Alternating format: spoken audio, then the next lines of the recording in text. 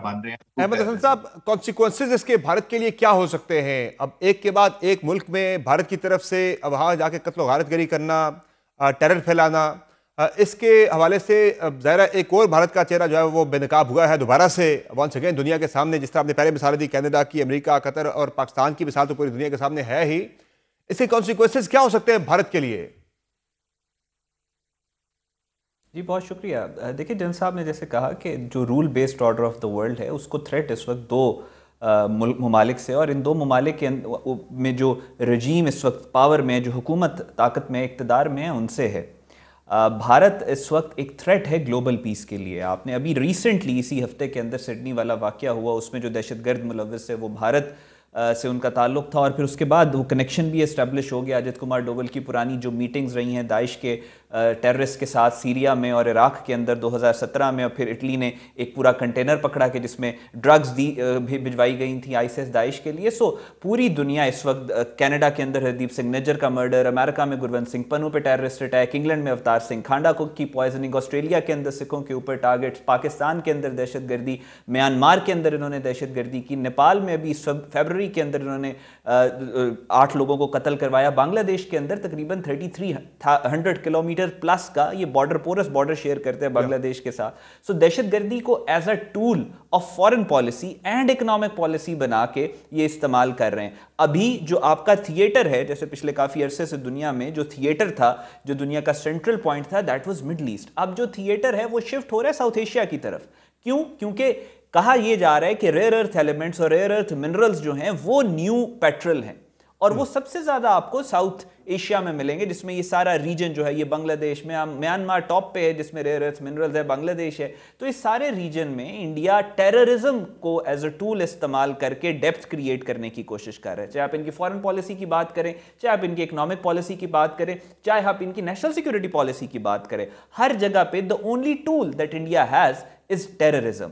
और ये directly threaten करता है पूरी दुनिया के उस सिस्टम को, उस लॉबी को, उन ममालिक को जो प्रॉस्पेरिटी चाहते हैं, जो पीस चाहते हैं, जो स्टेबिलिटी चाहते हैं। तो अभी जैसे इसराइल, इंडिया और टू सम एक्सटेंड एक पार्शल अफगानिस्तान का एक अलायंस बना है टेरर स्पॉन्सरिंग स्टेट्स का, उसी तरह आप ये देख रहे हैं कि एक बहुत बड़ा अलायंस इंडिया के इर्द गिर्द भी बनेगा उन तमाम ममालिक का जो स्टेबिलिटी चाहते हैं। जन्म अहमद लेगा हसन साहब, आपकी टू नजर नेशन में थ्योरी।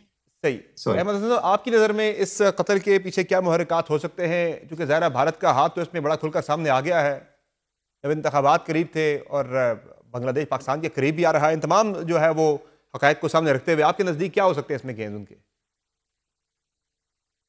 देखिए मल्टीपल फैक्टर्स हैं। आप इसके अंदर आप ये देखें कि बांग्लादेश को हमेशा से इंडिया ने एज अ सैटेलाइट स्टेट इस्तेमाल किया है, और इंडिया की एक अपनी कंपल्शंस हैं। इंडिया अपनी फॉरेन पॉलिसी को एज अ टूल इस्तेमाल करता है अपने इलेक्टोरल कॉलेज को सेटिस्फाई करने के लिए। यानी उसकी जो फॉरेन पॉलिसी होती है वो डायरेक्टली ग्राउंड के ऊपर जो इंडिया का पॉलिटिकल प्रोसेस है उसको इफेक्ट करती है। तो उसका ही वाइस वर्सा अगर आप देखें कि जब इनको प्रेशर आएगा फॉरेन पॉलिसी की तरफ से, तो इनके इंटरनल जो कोहेशन है और इंटरनल प्रॉब्लम्स वो एग्रीवेट होंगी। मार का हक के बाद आपने देखा कि जब एक्सटर्नल प्रेशर आया, फॉरेन पॉलिसी प्रेशर आया, तो वो पॉलिटिकल पार्टीज जिनको इन्होंने दीवार के साथ लगाया हुआ था, राहुल गांधी और वो ये कांग्रेस वाली सारी, इन सारों को ब्रीदिंग स्पेस मिली और इन्होंने बहुत आड़े हाथों लिया मोदी को। तो वो क्या था?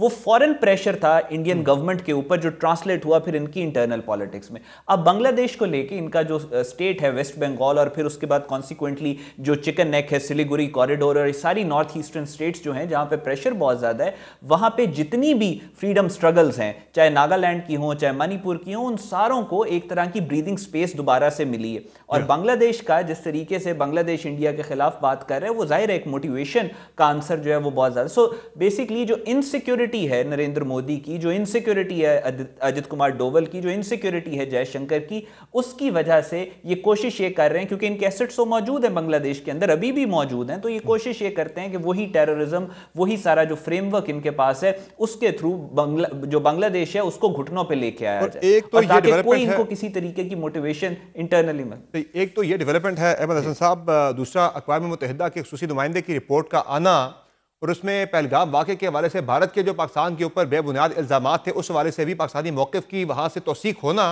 और भारत ने पूरी एक जंग पाकिस्तान के ऊपर जो है वो वेज कर दी, और बेबुनियाद इल्ज़ामात के ऊपर जिसकी पाकिस्तान ने कहा था कि हम पेशकश की थी कि हम ताउन के लिए तैयार हैं, लेकिन उसको भी भारत ने कोई उस पर नहीं की, आगे पेशरफ नहीं की, एक्सेप्ट नहीं की वो ऑफ़र, वो जो चेहरा बेनकाब हुआ है भारत का, कि एक फॉल्स फ्लैग करके पाकिस्तान के खिलाफ, एक पड़ोसी मुल्क के खिलाफ पूरी जंग वेज कर देना, इसके ऊपर आप क्या समझते हैं, ये कितना डैमेजिंग होगा भारत के लिए, ये वाली जो डेवलपमेंट है, ये रिपोर्ट का जो है ना?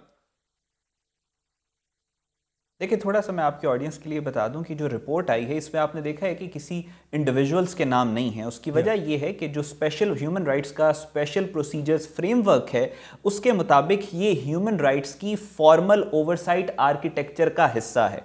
यानी ये जो रिपोर्ट है ये इंडिविजुअलाइज्ड ओपिनियंस नहीं है, ये पूरे का पूरा एक फ्रेमवर्क है जिसको पूरा बैक करता है यूनाइटेड नेशंस, और इस वजह से इसकी क्रेडिबिलिटी यूनाइटेड नेशन से इशू होने वाली रिपोर्ट्स में सबसे ज्यादा है। किसी वहां पे किसी ऑफिशियल की रिपोर्ट से नहीं कहा जा सकता, किसी इंडिविजुअल की।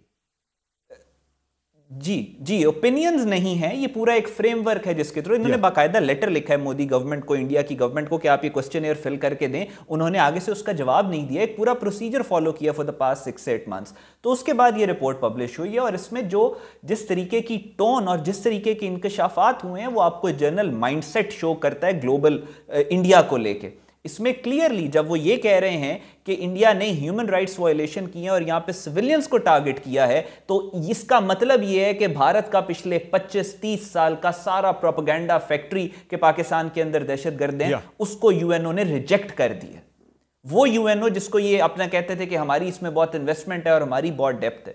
फिर उसके बाद वाटर के ऊपर बहुत इंपॉर्टेंट बात की है कि जो भारत पानी बंद कर रहा है वो सिर्फ, हम तो कहते थे, मैं पहले दिन से कह रहा हूं कि मार्का हक बुनियानुन मरसूस में पाकिस्तान ने सिर्फ अपनी जंग नहीं लड़ी, पाकिस्तान ने नेपाल की, भूटान की, बांग्लादेश की, म्यांमार की, इस खित्ते की जंग लड़ी है। बिल्कुल। सो आज यूएनओ की रिपोर्ट में भी उन्होंने ये बात की कि जो पानी रोक रहे हैं, ये पानी रोक रहे हैं सिर्फ पाकिस्तान को नुकसान नहीं पहुंचा रहे, ये रीजनल स्टेबिलिटी को नुकसान पहुंचा रहे। This is big.